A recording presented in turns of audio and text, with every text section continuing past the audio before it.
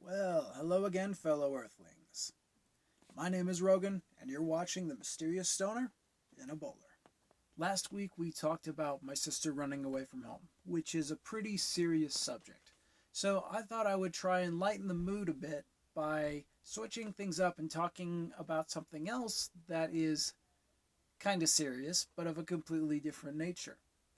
Specifically, the coronavirus. I now live in the state of Michigan within America, and the government has just recently shut down the entire state, except for grocery stores, medical facilities, gas stations, and those basic essential places like that.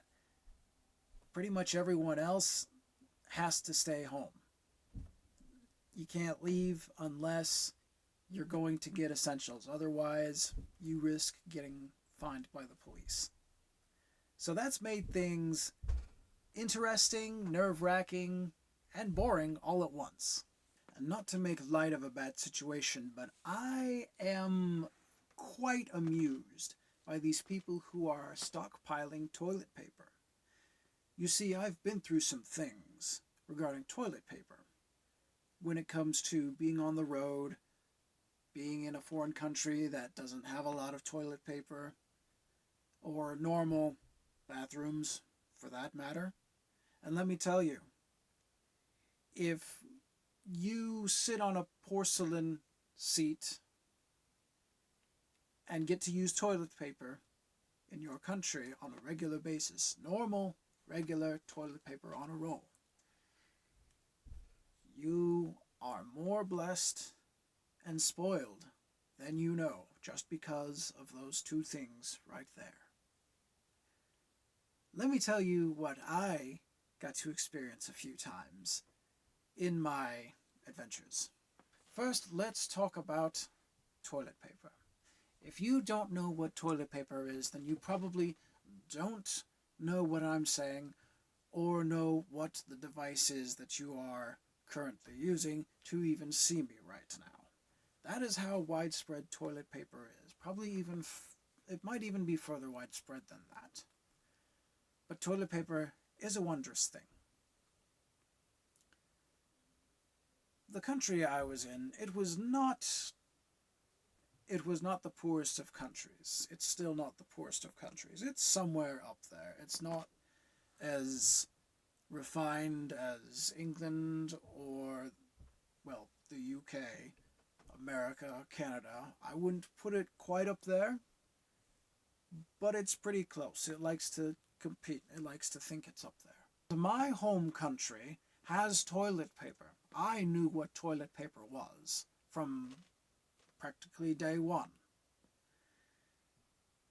But in this country, every now and then,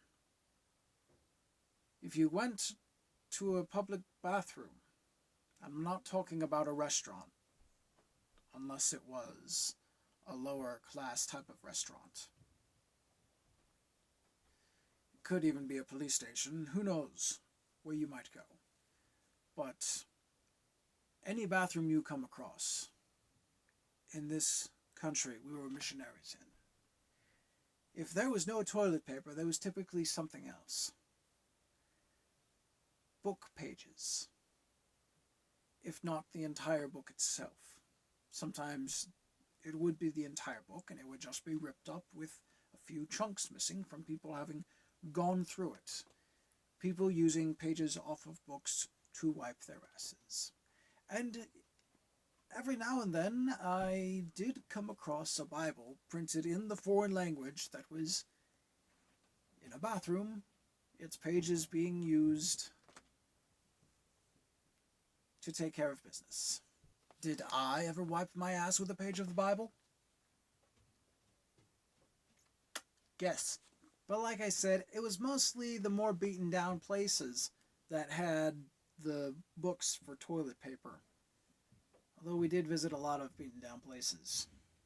So we kind of had to bring our own toilet paper sometimes. We would collect napkins from any restaurants we went to and always usually had some Kleenex on hand, just in case. But now let me tell you about the foreign bathrooms in this country. They were mostly in the bigger cities, as far as I can remember. They were always in poor condition. As soon as you walked in, it was one of the worst smelling things you have ever smelled in your life. And the women's bathroom was no better than the men's. And that's going detail for detail on everything. Now, if you had the unfortunate need to use one of these public bathrooms, and you were to go into one of them, you would go in and you would find that typically the sinks are broken. So you or someone in your party would need to have hand sanitizer waiting for you when you come back. And of course, you want to be taking in your own toilet paper just in case they don't have any inside or they have book paper instead. You go inside and there are no stalls, no walls, no toilets. You go in and there is a trench in the middle of the room with water running down the trench. And it's sophisticated. The floor is tiled, typically. And the trench is usually tiled as well, or is built in some sort of feasible economic way. I don't remember exactly. It's been a long time, all right? But there was a trench there. And if you needed to piss, you piss into the trench with everyone standing around, using it as well. And if you needed to shit, you pull down your pants, you turn around, and you shit into the trench. Oh, and if that wasn't enough of an experience for you, you also had to pay to use those facilities.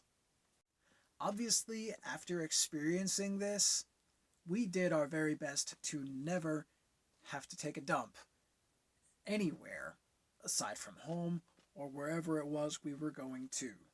Now, fortunately, whenever we traveled by train, they didn't have that kind of a setup.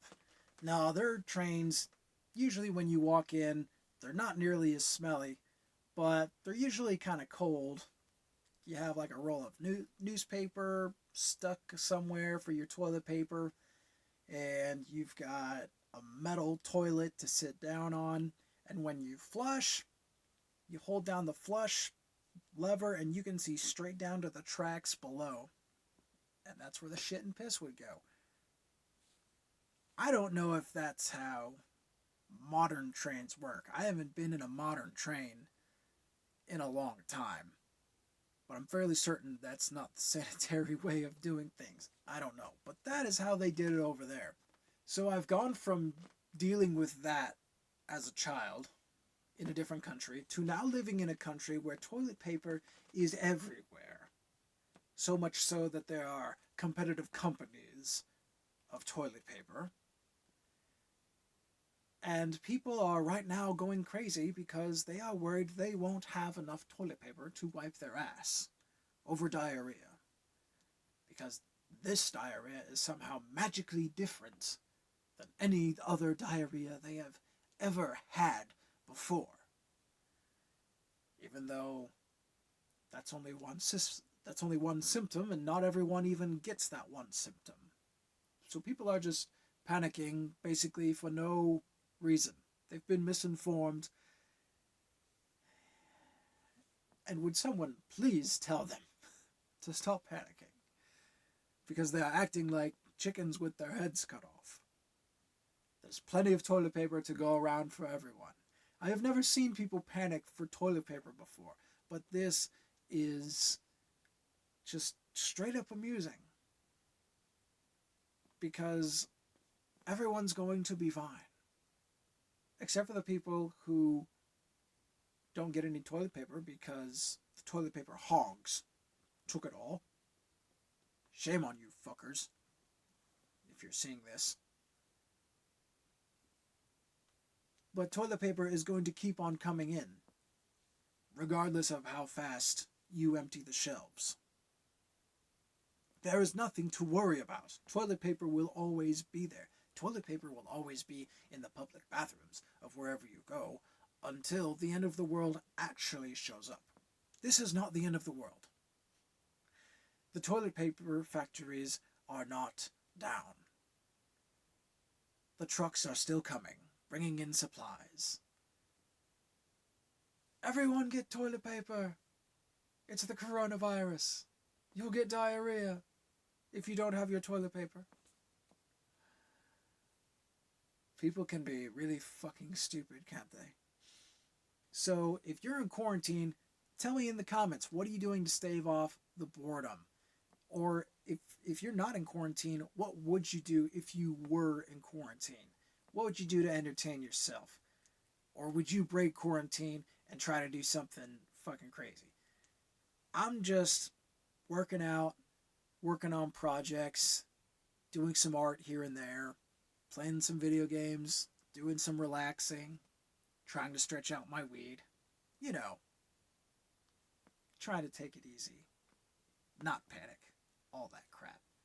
Hopefully, things are going smooth for you, no matter what your situation is. You stay safe. I will see you next week. Don't hog any toilet paper. Until next time, my friends, farewell.